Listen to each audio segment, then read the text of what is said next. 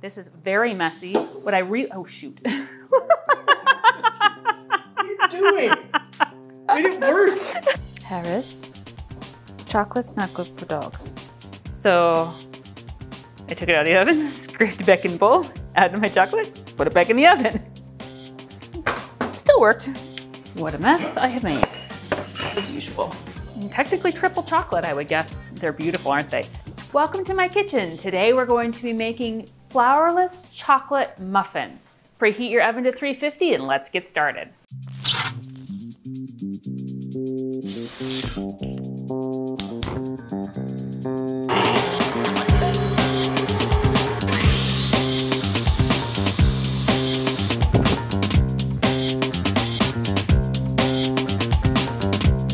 Hello.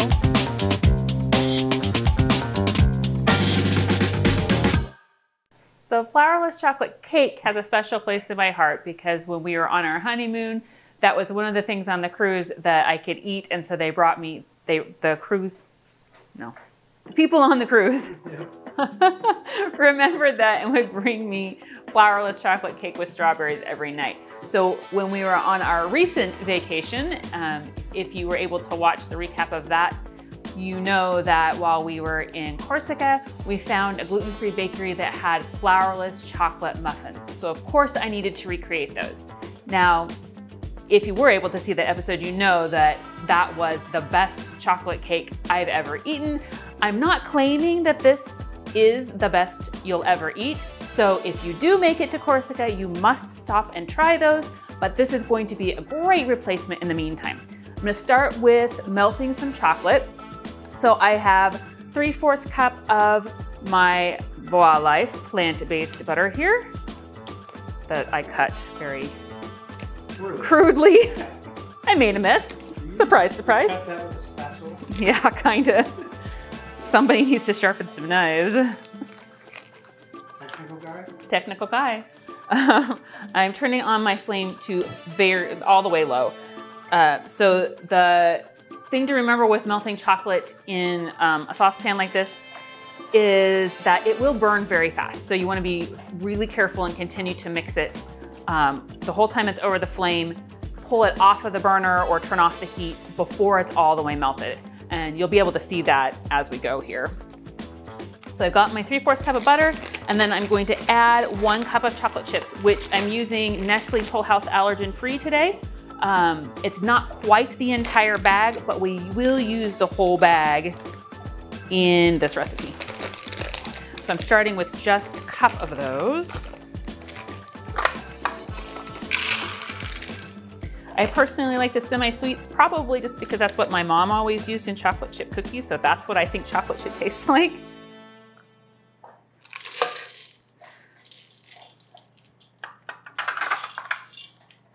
Ooh, a runaway chocolate chip.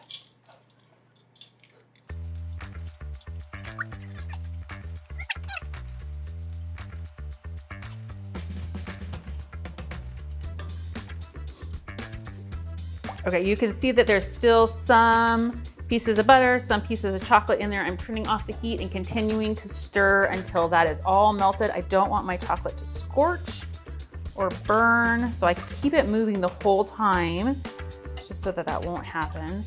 And then when it is all smooth in there, a couple more pieces of butter.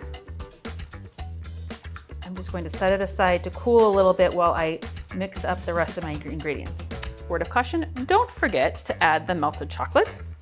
Full disclosure, last batch I made, I forgot to put in the melted chocolate until I went to wash the dishes and discovered the chocolate still on the stove. So, all right, all melty good. I'm moving it off to the side. Now, in my stand mixer, I'm going to add 6 egg whites. I need the egg yolks, so I'm going to separate them. So I have another container here for my egg yolks, and my egg whites are going into my stand mixer to whip up. So I don't use a fancy separator, I just go back and forth with the shell. Again, I use farm eggs, so they're gonna be really yellow compared to like store-bought eggs. I store mine on the counter, so these are room temperature. I wash them, you know, after I bring them in, before I use them, but because they're not washed, they are good on the counter for quite a while.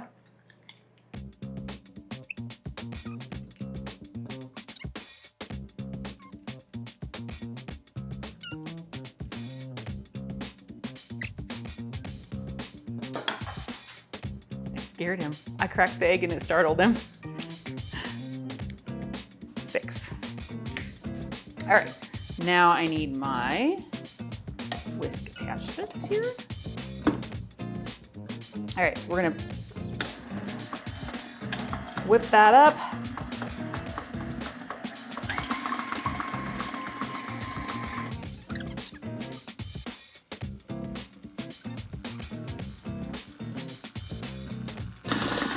So now that it's all white and fluffy, I'm gonna add about 1/4 teaspoon of cream of tartar. The cream of tartar helps stabilize the eggs and hold on to their texture shape.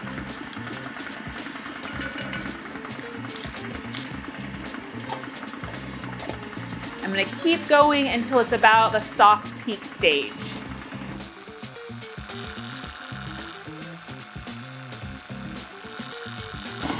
So it's nice and glossy, and we're seeing the track of the mixture as it goes through. It's a little bit longer.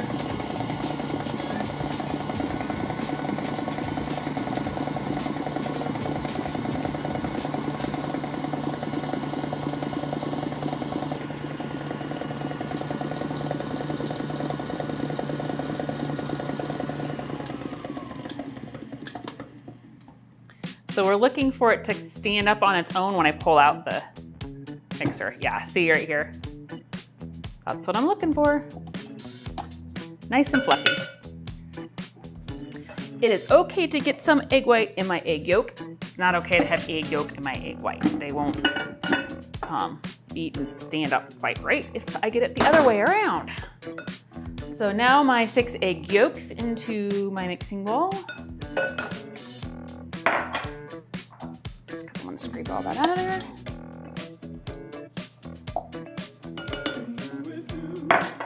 And switching to my paddle attachment.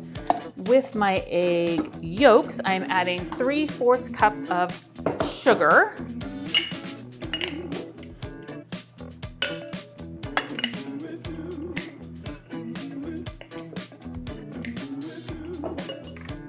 And I'm going to beat that until it's kind of a pale yellow and a little bit thick and fluffy. So I just go low speed until it's kind of mixed in. And then turn it up. So now this is where you can really tell the difference between store-bought eggs and my nice farm fresh eggs. That's a pretty, shall we say, electric yellow. All right, I'm just gonna turn it up here.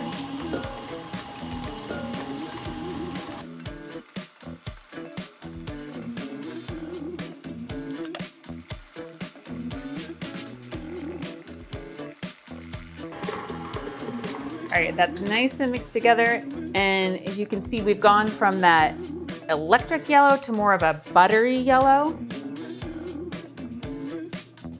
And then to my egg yolk and sugar, I'm going to add 2 tablespoons of cocoa powder.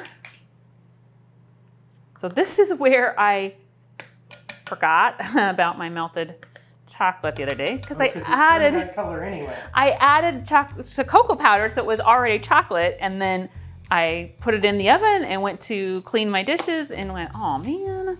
So I took it out of the oven, scraped it back in the bowl, added my chocolate, put it back in the oven. Still worked. I don't recommend it, but it still worked. Stir that together.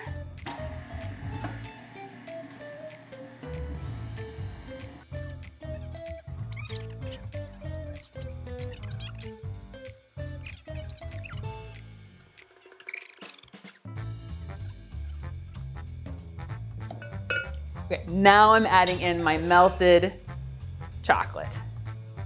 So this is why I wanted it to cool a bit before we pour it in, is because I don't want it to cook my egg yolks and I'd have scrambled egg muffins. So it's not cold by any means, but it is cooled to add in.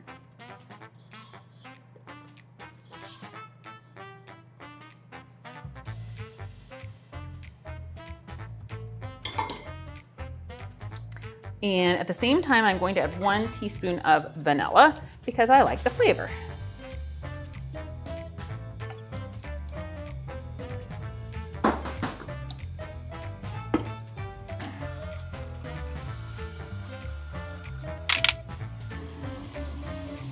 Once that all mixed together, I'm going to start adding in my egg whites. So flourless chocolate cake is obviously naturally gluten-free. You would need to just make sure that you're using dairy-free butter or plant-based butter substitute and chocolate chips in order for this to be also dairy-free. So I'm just gonna start with about half of it, stir it together.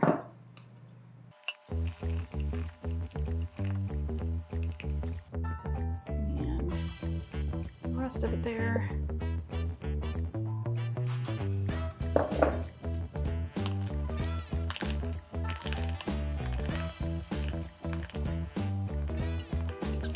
Now I'm gonna clear up my space so I can fill up my muffin tin here. What a mess I have made, as usual. I almost forgot the rest of my chocolate chips. So the other half, or it's not really half, the other portion of the bag, I'm just going to mix in, not melted. So make some technically triple chocolate, I would guess. So now I'm going to fill my muffin cups. For me, this is about I should have looked at what size this one is, 2 tablespoons. So you want them about 3/4 full. So the flourless chocolate muffins or cake, either way, will rise quite a bit, but then fall. So we definitely don't want them all the way to the top of our muffin cup because one of the best parts about them is they make this really yummy crust on top. And if it goes too far, then you lose the crust when you try to take the muffin out of the paper. This is very messy. What I oh shoot. What are you doing? Made it worse. What I should have done is get one of those like pancake server things, you know, that have a little spout that you just kind of press and it fills them, because this is very, very runny. What a mess I've made. Oh well, they'll taste fabulous. This recipe makes about 24 cupcakes, so this is 12 and yeah, 12, and it would do another batch.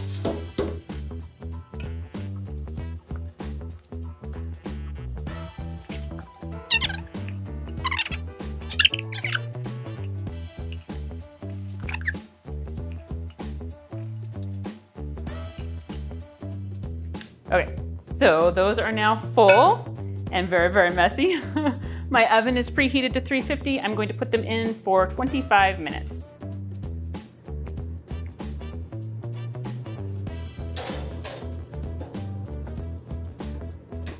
All right, timer went off.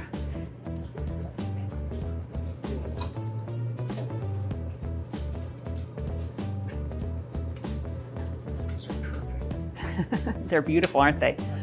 So they will fall as they cool. We want them to still be a little bit wet looking because there is no flour in there. There is no structure to keep them puffy like this. And that's what we want. All right, I've let these cool about 5 minutes mostly so that I can handle them. I'm just going to move them onto my cooling rack. You can see they've already started to fall a bit and the tops are crispy, crunchy. My tech guy says that's the best part. The center's gooey though, that's good.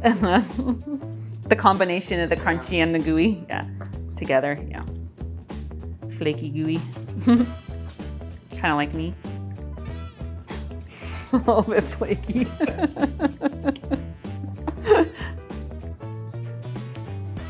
Okay, let's see if it's cooled enough to peel open. Oh yeah. Oop, I have a stray chocolate chip right there, running away. Oh no, all my chocolate chips fell out. No. How are they all on the bottom? Because they're too heavy. Recommend mini chocolate chips, not the whole big ones. Don't That's what happens when I try to talk with my mouth full. I guess that's why my mom told me not to do that. Don't forget to subscribe. Thanks for watching. See you next time.